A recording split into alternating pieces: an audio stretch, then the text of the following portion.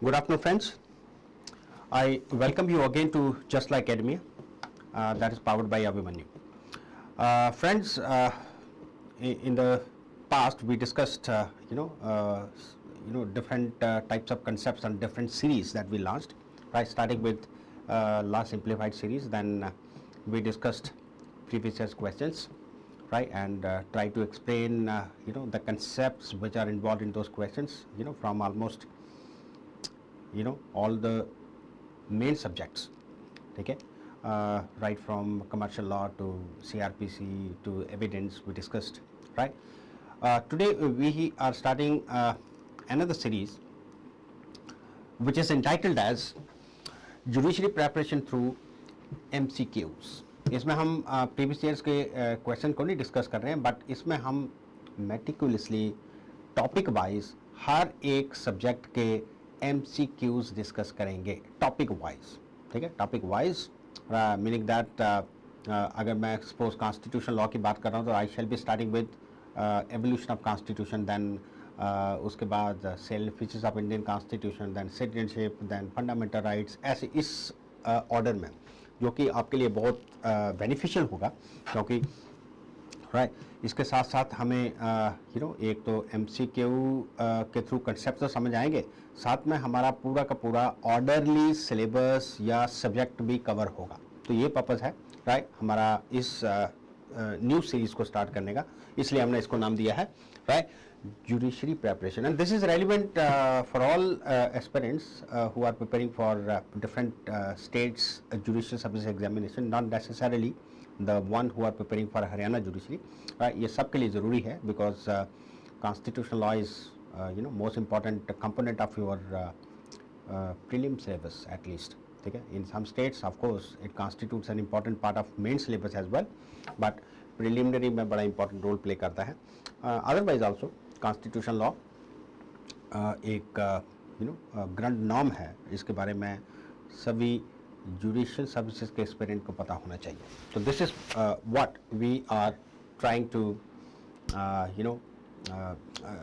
To justify right by starting this series. So constitution law के अलावा commercial law के भी हम ऐसे ही MCQ टॉपिक वाइज डिस्कस करेंगे, राइट। सिमिलरली क्रिमिनल लॉ के भी हम ऐसे ही टॉपिक वाइज MCQ डिस्कस करेंगे, सो दैट आपका कंसेप्ट भी क्लियर हो और आपकी एक टाइप की प्रैक्टिस भी हो जाए। यही हमारा पर्पस है इस सीरीज़ को स्टार्ट करने का, right. So without wasting a time let's move on. तो पहले आप देख लीजिए judiciary preparation through multiple choice questions, constitution law को हम शुरू कर रहे हैं आज।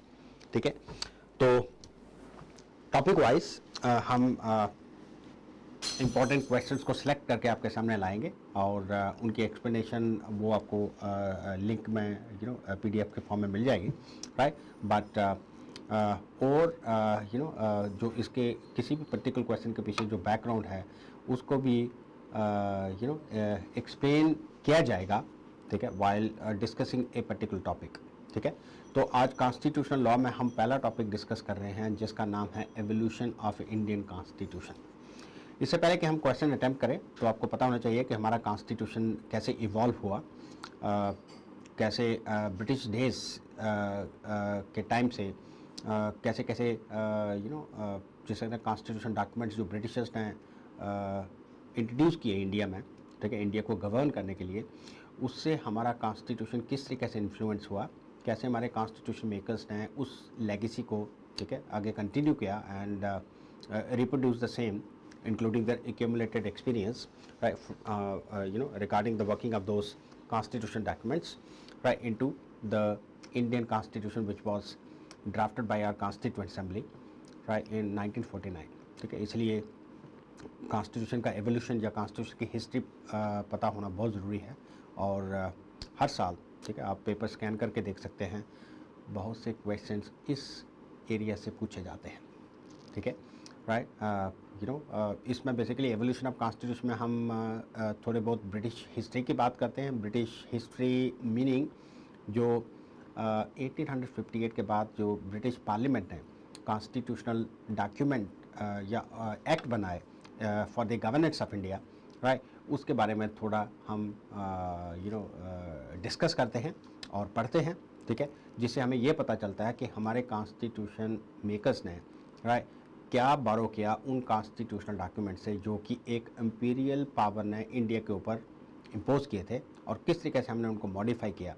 ठीक है, it is no surprise that कि हमारा जो प्रेजेंट डे कॉन्स्टिट्यूशन है ये काफ़ी हद तक 1935 गवर्नमेंट ऑफ इंडिया 1935 एक्ट से इन्फ्लुएंस हुआ और इसलिए गवर्नमेंट ऑफ इंडिया 1935 को ब्लूप्रिंट ऑफ इंडिया कॉन्स्टिट्यूशन भी कहा जाता है राइट। तो यही मेन रीज़न था कि हमने किस तरीके से सिलेक्टिवली जो उन कॉन्स्टिट्यूशन डॉक्यूमेंट्स के प्रोविजन है उनको किस तरीके से अपने इंडिया के constitution which was the handiwork of Indian themselves उसमें इनकॉर्पोरेट किया और किस तरीके से जो बैड प्रोविजंस उन कॉन्स्टिट्यूशन डॉक्यूमेंट्स में इनकॉर्पोरेट किए थे उनको अवॉइड किया राइट।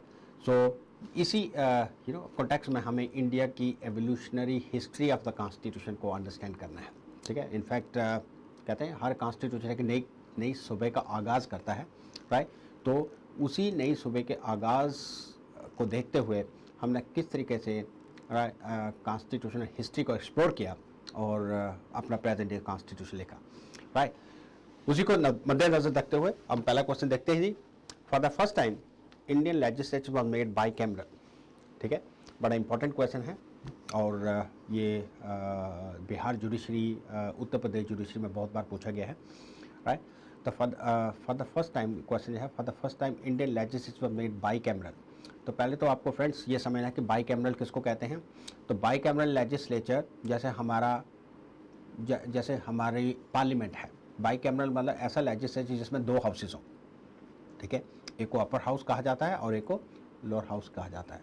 तो इंडियन कॉन्स्टिट्यूशन में इंडियन पार्लियामेंट तो बाई कैमरल है ही है right from day one, but उसकी इंस्पिरेशन या उसकी हिस्ट्री एक्चुअली ब्रिटिश डेज से स्टार्ट होती है। एक्चुअली ब्रिटिशर्स ने जो 1919, ठीक है ये लिखा ना आंसर, ठीक है ये गवर्नमेंट ऑफ इंडिया 1919, जिसको पॉपुलरली नेक्स्ट टाइम आपको ये क्वेश्चन भी आ सकता है कि गवर्नमेंट ऑफ इंडिया 1919 को और किस नाम से जाना जाता है। तो आपने याद रखना है it is also known as Montagu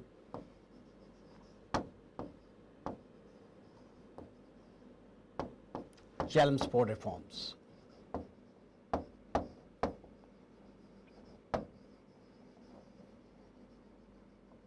या शॉर्ट में इसको माउंटफोर्ड भी कहते हैं, माउंटफोर्ड रिफॉर्म्स। तो नेक्स्ट टाइम आपको यह क्वेश्चन भी आ सकता है, ठीक है, कि माउंटफोर्ड या मोंटेग्यू चेल्मस्फोर्ड रिफॉर्म किस एक्ट का नाम था।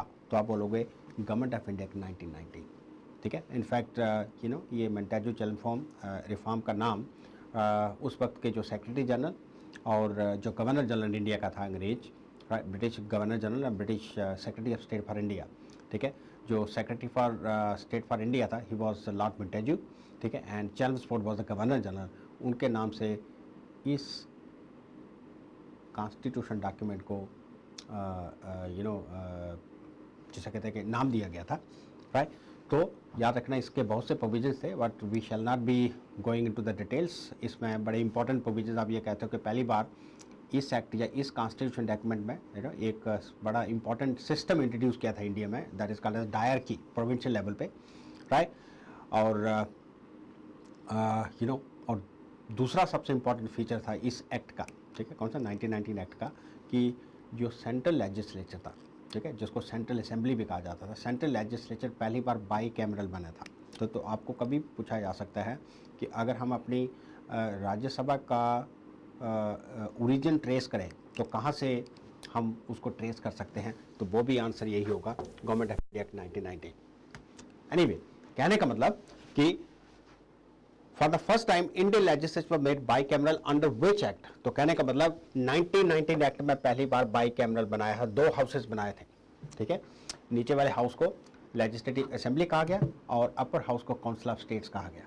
ठीक है, यहाँ से हमारी राज्यसभा का ओरिजिन भी ट्रेस होता है राइट। इससे पहले जो लेजिस्लेचर था वो यूनिकैमरल था। ठीक है, हम सेंट्रल लेजिस्लेचर की बात कर रहे हैं। स्टेट लेजिस्लेचर के स्टेट्स में जिसको हम प्रोविंसेस कहते थे उसमें कुछ प्रोविंसेस में बाईकैमरल था, कुछ प्रोविंसेस में यूनिकैमरल था।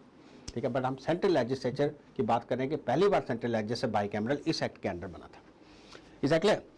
Okay, let's move on to second question.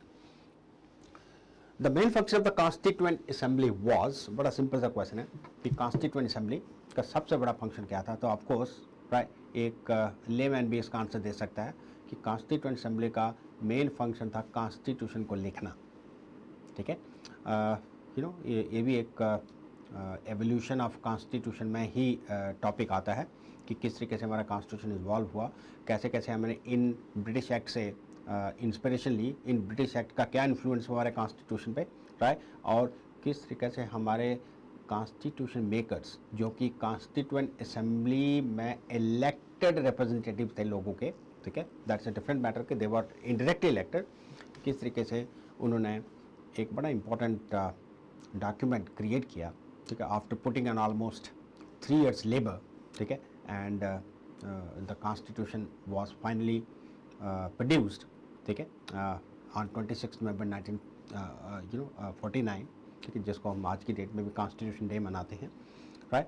तो कहने का मतलब ये क्वेश्चन है कि in the context of this question तो आपको एवोल्यूशन ऑफ कॉन्स्टिट्यूशन में ये भी पता होना चाहिए कि हमारी कॉन्स्टिट्यूएंट असेंबली की क्या हिस्ट्री थी, कैसे कैसे कॉन्स्टिट्यूएंट असेंबली बनाई गई, कैसे कैसे कॉन्स्टिट्यूएंट असेंबली की इलेक्शन होती हैं, कितने कॉन्स्टिट्यूएंट असेंबली के मेंबर थे, ठीक है, और कौन से वो प्रोमिनेंट मेंबर्स थे।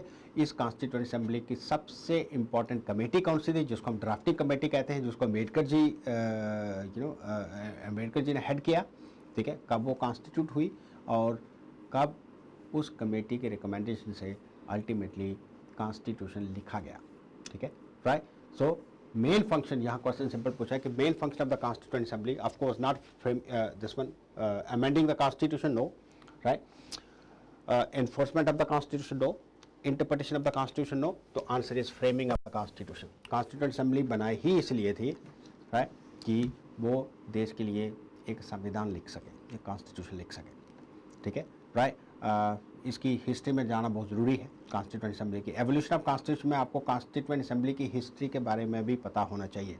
तो ब्रीफली मैं आपको बता दूं कि कॉन्स्टिट्यूएंट असेंबली, राइट, नवंबर 1946 में सेटअप होती है as a result of elections which were held across the country, right, on the basis of limited franchise, कोई यूनिवर्सल फ्रेंचाइज नहीं था, ठीक है, एंड ठीक है, नवंबर 1946 में कॉन्स्टिट्यूएंट असेंबली बन जाती है, किसके रिकमेंडेशन पे, कैबिनेट मिशन प्लान, जो कैबिनेट मिशन उस वक्त के ब्रिटिश गवर्नमेंट ने, that was led by Clement Attlee, ठीक है, एज द प्राइम मिनिस्टर, उन्होंने जो इंडिया में भेजा, राइट, कि जाके जल्दी से जल्दी इंडिया की जो कॉन्स्टिट्यूशन प्रॉब्लम है उसको सॉल्व करिए और इंडियंस को कॉन्स्टिट्यूशन लिखने का राइट दे, ठीक है, और कॉन्स्टिट्यूएंट असेंबली ने अल्टीमेटली रिकमेंडेशंस दी कि कैसे कैसे कॉन्स्टिट्यूएंट असेंबली बनाई जाएगी, उसके कितने मेंबर्स होंगे, कैसे इलेक्शन होगी, राइट, और कॉन्स्टिट्यूएंट असेंबली क्या क्या कर सकती है, राइट, ये सारी कैबिनेट मिशन प्लान के रिकमेंडेशंस के बेसिस पे कॉन्स्टिट्यूएंट असेंबली बनती है और दिसंबर 9, 1946, ठीक है, राइट, दिसंबर 9, 1946 को पहली मीटिंग होती है कॉन्स्टिट्यूएंट असेंबली में असेंबली की, और जिसमें जो बेसिक रिक्वायरमेंट्स थी, जिसको कहते हैं कि कॉन्स्टिट्यूएंट असेंबली की, कौन प्रेसिडेंट होगा, कौन वाइस प्रेसिडेंट होगा, कैसे कैसे कॉन्स्टिट्यूएंट असेंबली कमिटीज़ के थ्रू कॉन्स्टिट्यूशन लिखेगी, राइट, इसको डिसाइड किया गया। तो December 9 is considered as the red letter day so far as the working of constituent assembly of India was concern.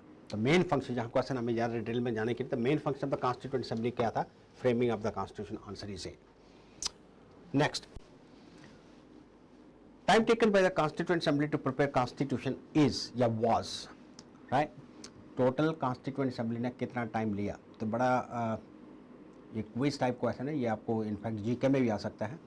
तो याद रखना, अगर हम एग्जैक्ट टाइम पीरियड की बात करें, दिसंबर 9, 1946 से लेके, ये पहली मीटिंग थी, दिसंबर 9, 1946 टू 26 नवंबर 1949, ये पीरियड था जी कॉन्स्टिट्यूएंट असेंबली की फंक्शनिंग का, ठीक है, 26 November 1949, we already know that this is another important date जब हमने कॉन्स्टिट्यूशन को अडॉप्ट किया था, ठीक है, although it was put into force with effect from 26 Jan 1950 for obvious reasons, but 26 November 1949 अगर हम इस पीरियड को देखें तो टोटल टाइम पीरियड बनता है 2 years 11 months and 18 days। ठीक है, इसलिए जनरली हम कहते हैं कि the constituent assembly took almost 3 years to draft the constitution, but exact यहाँ पूछा हुआ है, एग्जैक्ट टाइम था 2 years 11 months and 80 days, तो बी इज द आंसर। ठीक है, तो ये डेट आपने याद रखनी है। इनफैक्ट आपके लिए बहुत बड़ी इंपॉर्टेंट डेट्स हैं कॉन्स्टिट्यूएंट असेंबली की फंक्शनिंग की, right from its setting up, पहली मीटिंग, ठीक है, कब ड्राफ्टिंग कमेटी सेटअप होती है, वो 9 अगस्त 1946 को सेटअप होती है, राइट, सॉरी 1947 को सेटअप होती है। कुछ इंपॉर्टेंट डेट्स अपने याद रखनी है कॉन्स्टिट्यूएंट असेंबली के फंक्शनिंग के। बट यहाँ क्वेश्चन पूछा कि कॉन्स्टिट्यूएंट असेंबली में इंडिया का कॉन्स्टिट्यूशन प्रिपेयर करने में कितना टाइम लिया, तो अप्रॉक्सीमेटली हम 3 साल कहते हैं, बट एग्जैक्ट है 2 years 11 months and 80 days, right. Next,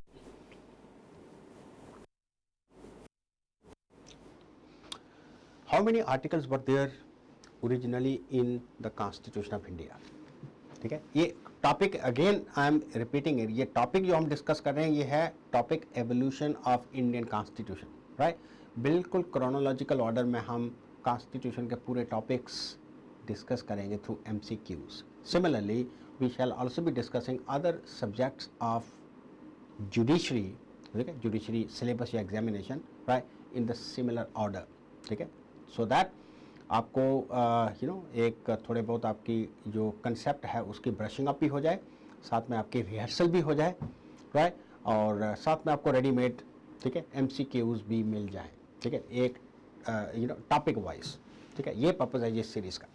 anyway, तो क्वेश्चन ये है कि how many articles were there originally in the constitution of India. ये ओरिजिनली पूछा है, दिस इज वेरी इंपॉर्टेंट। ठीक है, right, we already know that कि जब इंडियन कॉन्स्टिट्यूशन को लिखा गया, right, when it was adopted on 26 November 1949, the Indian constitution was made up of 395 articles. ठीक है, वो आर्टिकल्स अभी भी उतने ही हैं, right, only difference is that उन आर्टिकल्स में बहुत सी क्लॉजेस ऐड की गई हैं with the passage of time through various amendments, right. अगर हम आज की बात करें, 104 अमेंडमेंट्स हमारे कॉन्स्टिट्यूशन में आज की डेट में हुई हैं। ठीक है, आज की डेट बात कर रहा हूँ मैं, जिस डेट को मैं लेक्चर ले रहा हूँ, 104 amendments, right, in pursuance of which around 448 articles हमारे कॉन्स्टिट्यूशन में ऐड किए गए हैं। मेरा मतलब 395 के अलावा, राइट, आज की डेट में कितने 395 ओरिजिनली थे, 448 आर्टिकल्स हैं, बट आर्टिकल्स अभी भी 395 ही हैं, सिर्फ उनमें क्लॉजेज ऐड की हैं, राइट, आर्टिकल्स उतने ही रहते हैं। तो सिंपल क्वेश्चन ये है कि जब हमने इंडिया का कॉन्स्टिट्यूशन लिखा था उस वक्त इंडिया के कॉन्स्टिट्यूशन में कितने आर्टिकल्स थे, तो आंसर है 395 articles. It was divided into 22 parts जब लिखा गया। मैं 26 नवंबर 1949 की बात कर रहा हूँ, तो आपने जाना आर्टिकल्स कितने थे, 395, पार्ट्स कितने थे, parts of the constitution 22, and schedule कितने थे, ये आपने समझ लेना है, शेड्यूल थे 8, right. I have repeated earlier also, तो मैं दोबारा रिपीट कर रहा हूँ कि with the passage of time the number of articles of the constitution have gone up, and today we have around 448 articles, right, with 104 amendments as on date. ठीक है, the number of parts have also gone up, there are 25 parts today, through these amendments, and schedules have also gone up, that is 12 schedules. ठीक है, जब हम आगे topic discuss करेंगे तो आपको ये आस्ता आस्ता पता चलता जाएगा। तो यहाँ, right, in the context of this question तो आपने याद रखना है कि 395 आर्टिकल्स हैं, ठीक है, 25 पार्ट्स एंड 12 शेड्यूल्स, जो मैंने आपको बताया। ठीक है, राइट, ओरिजिनली 395 आर्टिकल्स है। अगर आपको आज की डेट में भी क्वेश्चन पूछा जाता है तो आपने कहना है कि आर्टिकल्स अभी भी उतने ही हैं, बट उन आर्टिकल्स में अमेंडमेंट्स के थ्रू क्लॉजेस ऐड की गई हैं। ठीक है, अगर आपको पूछा जाए कि वो क्लॉजेस का मतलब क्या होता है, तो आप बोलो कि सपोज हमने पंचायती राज सिस्टम, ठीक है, एंड अर्बन लोकल गवर्नमेंट, जिसको म्यूनसिपल सिस्टम इंट्रोड्यूस किया, राइट, तो हम, राइट, आर्टिकल आपको पता होगा आर्टिकल 243 में classes A B C D ये क्लासेज ऐड की, ठीक है, तो उनको भी हम काउंट करते हैं आज की डेट में, सो दैट, ठीक है, at present the number of articles of the Indian constitution are around 448, ठीक है, मेरे का 448 आर्टिकल्स है जी। चलिए जी next, who was the constitutional adviser to the constituent assembly. अच्छा क्वेश्चन है ये भी एवोल्यूशन ऑफ कॉन्स्टिट्यूशन के साथ रिलेटेड है कि आपको सीधा क्वेश्चन पूछा गया था कि जो हमारी कॉन्स्टिट्यूएंट असेंबली थी, मैंने आपको पहले भी बताया कि constituent assembly came into being in November 1946 and it started functioning with effect from December 9, 1946 when it held its first meeting, ठीक है। 26 November 1949 was its last day of functioning when Constituent Assembly drafted the Constitution and adopted it, right? समझे? तो question ये है कि who was जब हमने constituent assembly setup की, जो मैंने आपको डेट बताई, ठीक है, इलेक्शंस के थ्रू, तो कॉन्स्टिट्यूएंट असेंबली ने एक कॉन्स्टिट्यूशनल एडवाइज़र अपॉइंट किया, ठीक है, जो कि कॉन्स्टिट्यूएंट असेंबली को एडवाइज़ करेगा regarding the various aspects of constitution writing या कॉन्स्टिट्यूशन मेकिंग, राइट। वो कॉन्स्टिट्यूशन एडवाइज़र, तो आपने कुछ चीज़ें याद रखनी है, ठीक है, कि कॉन्स्टिट्यूशन एडवाइज़र कौन था कॉन्स्टिट्यूएंट असेंबली का, who was the president of the constituent assembly, who was the vice president of the constituent assembly. तो हम बोलोगे कॉन्स्टिट्यूशन एडवाइज़र पहले हम बात करते हैं, he was sir B.N. Rau, Benegal Narsing Rau नाम था जिनका, सर बेनेगल नरसिंह राव, राइट। पहला president doctor Rajendra Prasad, who went on to become the first president of Indian republic also.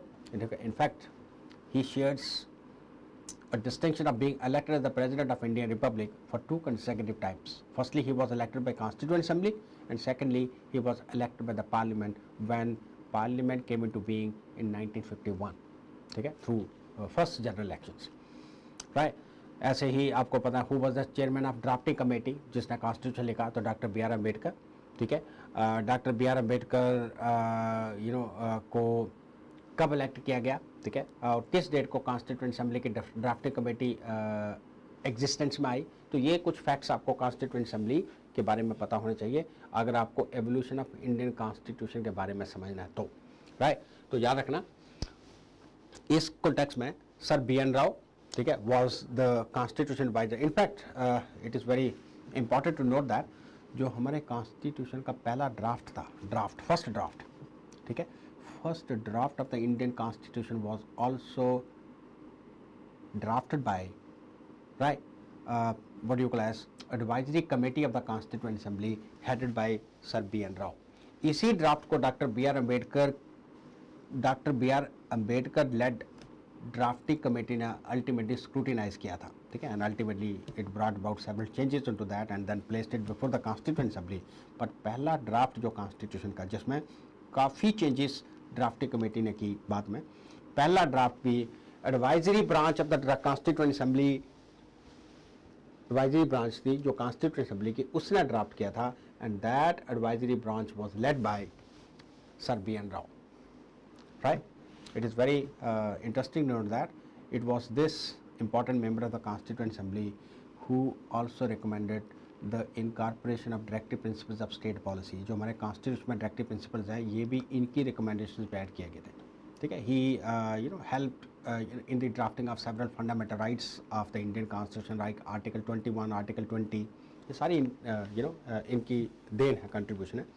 तो B.N. राव आंसर है जी इसका कि कॉन्स्टिट्यूएंट असेंबली के एडवाइजर कौन थे, ठीक है। सच्चिदानंद सिन्हा, ये आपने याद रखना है कि ये फ्रेंच प्रैक्टिस को फॉलो करते हुए हमने अडॉक जो प्रेसिडेंट था कॉन्स्टिट्यूएंट असेंबली का, until the elected president of the constituent assembly, ठीक है, वाज एस्टेब्लिश्ड। तो doctor Sachchidanand Sinha, he was the oldest member of the constituent assembly. कभी आपको ऐसा भी क्वेश्चन पूछा जाता है, तो इनको हमने दिसंबर 9, 1946 को chairman of the drafting committee, chairman of the constituent assembly या president of the constituent assembly, right, following the French practice, right, इनको अपॉइंट किया था, ठीक है। डॉक्टर सच्चिदानंद सिन्हा था इनका नाम, ठीक है।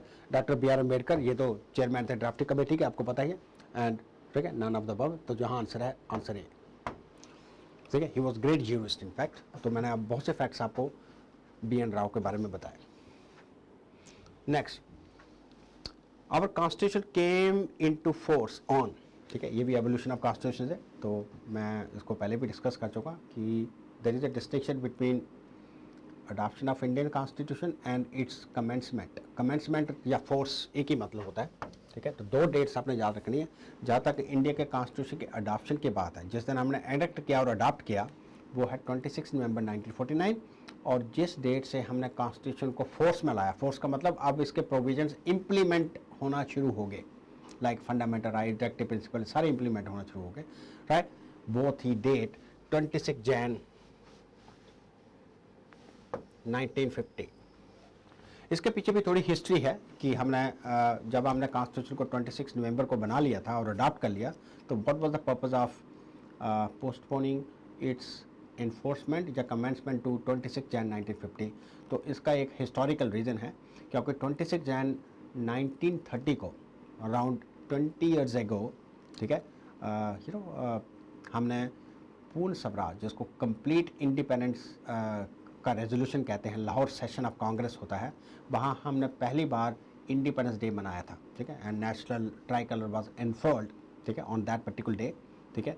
और उस डेट को कमेमोरेट करने के लिए जो हमने पहला अपना इंडिपेंडेंस डे मनाया था, ठीक है, Lahore session of the Congress, क्या कहते हैं उसको, पूर्ण Swaraj resolution, right, complete independence resolution, right, 26 Jain 1930 को, राइट, जो कि 1929 में होता है पूर्ण स्वराज रेजोल्यूशन, जिसको लाहौर डिक्लेरेशन भी कहा जाता है या Lahore session of the Congress भी कहा जाता है, राइट। तो उस सेशन में हमने 26 जन 1930 को पहला इंडिपेंडेंस डे मनाया था, इसलिए उस डेट को कमेमोरेट करने के लिए हमने अपने कॉन्स्टिट्यूशन की जो एनफोर्समेंट थी वो हमने 26 जन 1950 को पर्पसली, ठीक है, डेलिबरेटली पोस्टपोन की, ठीक है, उस डे को कमेमोरेट करने के लिए, ठीक है। ठीक है, जब इंडिया इंडिपेंडेंस होता है, who is not aware of Pandit Jawaharlal Nehru's famous speech from the rampart of Red Fort, right, when he said that long years ago we made a tryst with destiny, ठीक है, now the time comes when we shall redeem it fully but very substantially, at the stroke of midnight hour when the whole world sleeps, India will awake to life and freedom। तो Pandit Jawaharlal Nehru independence, आधी रात को independence की जो speech दे रहे हैं red fort के rampant से, वो इसी डेट को रेफर कर रहे थे। किस डेट को? 26 जैन 1930 को। ये पर्पस था हमने इस डेट को तो पहले लिखा था, constitution of India came into for 20 the constitution assembly was set up drafting committee and all that, ठीक है, केम इनटू फॉर 26 जनवरी 1950। हमने इस पर्पस से, तो कभी आपको ऐसा क्वेश्चन भी पूछा जा सकता है कि व्हाई डिड वी पोस्टपोन या why did we adopt 26 Jan 1950 as the date of commencement और एनफोर्समेंट ऑफ इंडियन कॉन्स्टिट्यूशन। तो आप कह रहे हैं by virtue of its historical reasons, because around 20 years ago, ठीक है, at the Lahore session of the Congress, first Independence Day was celebrated, okay, with unfurling of tricolor on 26 Jan 1930। Okay जी, चलिए जी आगे। Now our constitution is this, एक question ये पूछा कि हमारा कॉन्स्टिट्यूशन किस टाइप का है। जब हमने कॉन्स्टिट्यूशन, अब एवोल्यूशन ऑफ इंडियन कॉन्स्टिट्यूशन हो गया, हमने कॉन्स्टिट्यूशन को अडॉप्ट भी कर लिया, उसको फोर्स में भी ला दिया, अब राइट आपको पूछा जाता है कि हमारा constitution, basically features of Indian constitution का क्वेश्चन है, बट हम इसको आगे भी डिस्कस करेंगे। बट यहाँ क्वेश्चन है, और constitution what kind, truly federal nature, quasi federal, neither federal nor unitary, federal with some modifications, right. तो इसमें कोई डाउट नहीं है कि एक बड़ा कंट्रोवर्शियल टॉपिक है, इनफैक्ट इट्स ए डिबेटेबल, ठीक है, but as per our supreme court's interpretation and interpretation of various constitution experts, आप इंडिया के कॉन्स्टिट्यूशन को कभी पूछा जाता है क्वेश्चन पर, तो आप हमेशा उसको क्वाजी फेडरल ही कहोगे, ठीक है, ऑल्दो इट्स डिबेटेबल, ठीक है, हम दोनों व्यू पॉइंट जस्टिफाई कर सकते हैं कि ये फेडरल भी है, ठीक है, रादर क्वाजी फेडरल एक बड़ी मिसलीडिंग टर्म है, it is a federal constitution, क्योंकि किसी भी फेडरल कॉन्स्टिट्यूशन में फेडरलिज्म होना चाहिए, जो कि हमारे कॉन्स्टिट्यूशन में बिल्कुल है, right. But at the same time it is also true that Indian constitution break certain new grounds in the area of central state relations. एक कुछ ऐसी डिविएशंस हैं फेडरल स्ट्रक्चर से, जो कि ट्रेडिशनल फेडरल कॉन्स्टिट्यूशन या स्टेट्स होती हैं, उनसे कुछ राइट उनसे कुछ इम्पॉर्टेंट डिविएशंस पाए जाते हैं इंडिया के कॉन्स्टिट्यूशन में, राइट। अगर मैं आपको एग्जांपल दूं कौन कौन से डिविएशंस हैं, राइट। सबसे बड़ी डिविएशन है कि सेंटर पावरफुल बनाया है हमारे का, centre deliberately has been made more powerful than the states, ठीक है।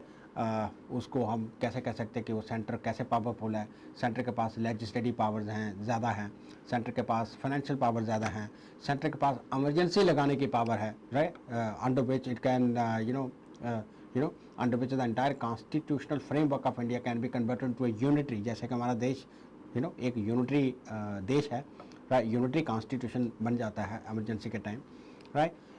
गवर्नर की अपॉइंटमेंट सेंटर करता है और वो एजेंट की तरह एक्ट करता है स्टेट्स पे, right, and so on. There are many such features जो कि ट्रेडिशनल फेडरल कॉन्स्टिट्यूशन से डिफर करती हैं या डिविएट करती हैं so far as Indian constitution is concern, इसलिए it is appropriately refer to as, but ये बड़ा डिबेटेबल है, ठीक है, it is debated, rather it's a topic of academic debate now, ठीक है, राइट। अगर हम बोले कि क्वाजी फेडरल भी नहीं है जी, ये गलत है, हमारा कॉन्स्टिट्यूशन बिल्कुल फेडरल है, तो वो भी हम जस्टिफाई कर सकते हैं, इसलिए फेडरल है कि स्टेट्स जो हैं उनकी इंडिपेंडेंट पावर्स हैं, स्टेट कोई सेंटर की एजेंट नहीं है, सेंटर से पावर्स वो डिराइव नहीं करती, वो सारी पावर्स कॉन्स्टिट्यूशन से डिराइव करती हैं, राइट। स्टेट के अपनी यूरिसडिक्शन है, राइट, अपनी इंडिपेंडेंट है जहाँ सेंटर भी इंट्रूड नहीं कर सकता, राइट। स्टेट की स्पेशल रिप्रेजेंटेशन है राज्यसभा में, इसलिए बाई कैमरल लेजिस्लेचर हमारे देश में, इंडिपेंडेंट जुडिशरी है जो कि स्टेट और सेंटर की पावर्स को गॉड करती है, राइट, पुलिस करती है फेडरलिज्म को, सो दैट कोई गवर्नमेंट एक दूसरे के पावर्स को एनक्रोच ना करे। तो ऐसे फीचर्स जब किसी भी कॉन्स्टिट्यूशन में पाए जाते हैं तो उसको फेडरल कॉन्स्टिट्यूशन ही कहा जाता है, right. But still it is undeniable that Indian constitution breaks certain new grounds in the area of federalism, ठीक है, by making centre more powerful than the states, therefore it is from the choices given here, तो हम ये कह सकते हैं कि अगर इन choices को हम देखें तो it is appropriately referred to as quasi federal constitution, is that right। और हमारी सुप्रीम कोर्ट ने कंसिस्टेंटली यही स्टैंड लिया है कि इंडिया का कॉन्स्टिट्यूशन क्वाजी फेडरल ही है, जो कि कॉन्स्टिट्यूशन मेकर्स ने पर्पसली, ठीक है, राइट, बनाया है, right, in order to safeguard the national interest, ठीक है। कॉन्स्टिट्यूशन मेकर्स ने, ठीक है, पहले ही कह दिया था कि इन स्पाइट ऑफ फेडरलिज्म, कि फेडरलिज्म यहाँ चाहिए वो हमने रखा है, ठीक है, but national interest is supreme. National interest के एक्सपेंस पे हम फेडरलिज्म को, जिसे कहते हैं कि ज़्यादा इम्पोर्टेंस नहीं दे सकते, right, so far as distribution of powers is concern, national देश सेफगार्ड या देश यूनाइटेड रहना चाहिए, ठीक है। In fact federal word is nowhere used in the constitution, अगर ये फेडरल सच में होता तो constitution makers would have used, ठीक है, the word federation somewhere. In fact article 1 of the constitution describes India as a union of states rather than a federation of states, that's a different story, वो हम आगे topic में discuss करेंगे। चलिए जी next, the members of the constituent assembly were, ठीक है, ये भी एक एवोल्यूशन ऑफ कॉन्स्टिट्यूशन से ही क्वेश्चन है कि कॉन्स्टिट्यूएंट असेंबली के जो मेंबर्स थे वो कैसे इलेक्ट हुए थे, वो क्या डायरेक्टली इलेक्टेड थे। मेन क्वेश्चन यही पूछा जाता है कि कॉन्स्टिट्यूएंट असेंबली के मेंबर डायरेक्टली इलेक्टेड थे या इनडायरेक्टली इलेक्टेड थे, ठीक है। तो इसका simple question, right, simple answer ये है कि कॉन्स्टिट्यूएंट असेंबली के मेंबर सभी इनडायरेक्टली इलेक्टेड थे, ठीक है, इनडायरेक्टली इलेक्टेड थे as per the recommendations of the cabinet mission plan, right, of 1946, जिसने ये रिकमेंड किया था कि सबसे पहले प्रोविंशियल असेंबलीज़ की इलेक्शन होगी और प्रोविंशियल असेंबलीज़ के जो इलेक्टेड मेंबर्स होंगे वो नेशनल असेंबली या कॉन्स्टिट्यूएंट असेंबली के मेंबर्स को इलेक्ट करेंगे ऑन द बेसिस ऑफ, ठीक है, कौन सा, limited franchise, and election would be held, right, under the system of proportional representation by single transferable vote. तब तो कभी क्वेश्चन आपको ये भी पूछा था कि इलेक्शन का सिस्टम कौन सा था, तो आपने बोला पीआर सिस्टम था जी, प्रोपोर्शनल रिप्रेजेंटेशन, ठीक है, as against present system of election to the parliament that is called as first past the vote system, right, first past the vote system आज की डेट में। बट कॉन्स्टिट्यूएंट असेंबली की election PR system के under हुई थी, proportional representation, जो कि आज की डेट में भी हम कुछ ऑफिस को फिलअप करने के लिए कॉन्स्टिट्यूशन के अंडर फॉलो करते हैं, जैसे राज्यसभा की इलेक्शन पीआर सिस्टम के अंडर होती है, राइट, लेजिस्लेटिव काउंसिल जिन स्टेट्स में उनकी पीआर सिस्टम की होती है, प्रेसिडेंट ऑफ इंडिया की election PR system, vice president की इलेक्शन पीआर सिस्टम के अंडर होती है, राइट। बट कॉन्स्टिट्यूएंट असेंबली की इलेक्शन पीआर सिस्टम के अंडर हुई थी, लिमिटेड फ्रेंचाइज के बेसिस पे, एंड इलेक्शन वाज इनडायरेक्ट।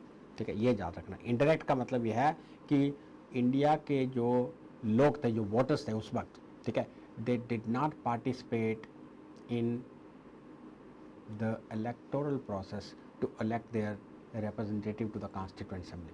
ठीक है, in fact they firstly participated in the election to the provincial assembly. सबसे पहले उन्होंने प्रोविंशियल असेंबली को इलेक्ट किया, और प्रोविंशियल असेंबली जैसे राज्यसभा की इलेक्शन होती है आज की डेट में, राइट, समझ। तो प्रोविंशियल असेंबली के जो इलेक्टेड मेंबर्स थे, ठीक है, आप समझ लो कि for the sake of argument आप ये कह लो कि जैसे इलेक्शन हुई स्टेट के एमएलए की, राइट। अब एमएलए ने वोट के थ्रू, ठीक है, वो रिप्रेजेंटेटिव उस स्टेट से जो खड़े हुए हैं, जितनी जितनी सीट्स डिमार्केट की हैं, ठीक है, उनको वोट दिया और किसमें, कॉन्स्टिट्यूएंट असेंबली में इलेक्ट कर दिया। बिल्कुल ऐसा ही हुआ था। ठीक है, इनडायरेक्ट इलेक्शन, ठीक है, इसको कहते हैं indirect election. I have already mention the expression. ठीक है, तो याद रख लेना, the constituent assembly was not directly elected by the, के बड़े रीजन थे, इसलिए क्योंकि उस वक्त ना ही हमारे पास रिसोर्सेज थे इलेक्शन को कंडक्ट करने के, ना ही हमारे पास टाइम था, तो where in we are in a position to you know put in right millions of voters, ठीक है, in the direct election to the constituent assembly. ठीक है, तो एक ये भी रीज़न था। और कॉन्स्टिट्यूएंट असेंबली के कॉन्स्टिट्यूएंट जो असेंबली के इलेक्टेड मेंबर्स थे, वो उन्होंने ये भी जस्टिफाई किया कि अगर इलेक्शन डायरेक्ट भी होती the result would have been the same. वही पॉपुलर मेंबर्स कॉन्स्टिट्यूएंट असेंबली में जो एक्चुअली इनडायरेक्टली इलेक्ट हुए, वही इलेक्ट होते अगर डायरेक्ट इलेक्शन भी होती। ठीक है, तो nominated by the Indian national Congress, no, not at all. Nominated by the rules, एक और बड़ी कैच है इस क्वेश्चन में। तो कभी आपको पूछा जाएगा कॉन्स्टिट्यूएंट असेंबली के जितने भी मेंबर्स थे वो सारे के सारे इलेक्ट नहीं हुए थे, राइट। तो ये बड़ा, अगर आपको नेक्स्ट टाइम कभी क्वेश्चन आता है तो एक्चुअल ये चॉइस दोनों बन सकती है, क्योंकि जो प्रिंसली स्टेट्स के रिप्रेजेंटेटिव थे, राइट, आपको पता ना अराउंड 92 सीट्स, ठीक है, 92 seats were allocated to the princely states in the constituent assembly. Total 389 seats थी, जिसमें से 296 सीट्स प्रोविंसेस से थी, राइट, और 93 सीट्स, ठीक है, प्रिंसली स्टेट्स थी। ठीक है, तो आपने याद रखना कितना, 389 टोटल सीट्स थी कॉन्स्टिट्यूएंट असेंबली की, जिसमें से 296 प्रोविंसेस से आनी थी इलेक्ट होके, ठीक है, एंड 93 सीट्स जो थी, राइट, वो प्रिंसली स्टेट्स, राइट, से फिल होनी थी, राइट। प्रिंसली स्टेट को ऑप्शन दी गई कि आप इलेक्शन करोगे या नॉमिनेशन करोगे, ठीक है, तो उन्होंने नॉमिनेशन को ऑप्ट किया और प्रिंसली स्टेट के रिप्रेजेंटेटिव को नॉमिनेशन के थ्रू कॉन्स्टिट्यूएंट असेंबली में भेजा। ठीक है, वेराज 296 सीट्स पे इलेक्शन हुई थी जो कि इनडायरेक्ट थी। तो कभी आपको ये क्वेश्चन आ जाता है तो दोनों चॉइसेस बन सकती है इसमें जी। But here in this context, अगर हम, क्योंकि इसमें सी एंड डी को चॉइस नहीं है, तो हम सिंपल बोलेंगे elected by the provincial assembly. तो सिंपल आंसर ये बनता है। Is that clear? Right?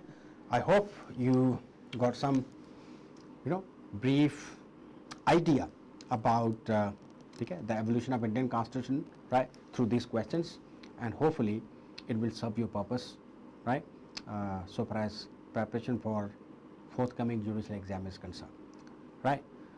We shall be meeting soon with another topic of the Constitution law with a similar approach, right, while discussing the multiple choice questions, right, topic wise, right. Till then, thank you very much. Bye bye.